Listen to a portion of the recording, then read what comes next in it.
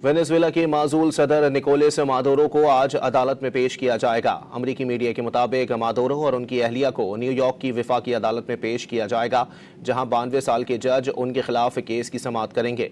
इससे कबल मादुरो को 17 मार्च को अदालत में पेश किया जाना था, जो सिक्योरिटी और लॉजिस्टिक्स मसाइल के बाइस मुमकिन नहीं हो सका था। मादुरो के खिलाफ अमरीका में मनशियात और तबाहकुन असलहा स्मगलिंग के इल्जामात के तहत मुकदमा दर्ज है।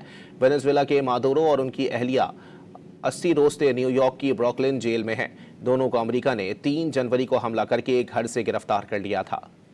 वेनेजुएला के माजूल सदर निकोलस मादुरो को आज अदालत में पेश किया जाएगा। अमरीकी मीडिया के मुताबिक मादुरो और उनकी अहलिया को न्यूयॉर्क की वफाकी अदालत में पेश किया जाएगा, जहां 92 साल के जज उनके खिलाफ केस की समाअत करेंगे।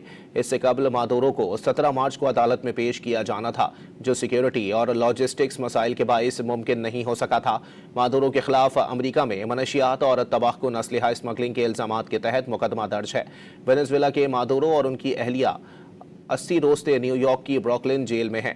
दोनों को अमेरिका ने 3 जनवरी को हमला करके घर से गिरफ्तार कर लिया था।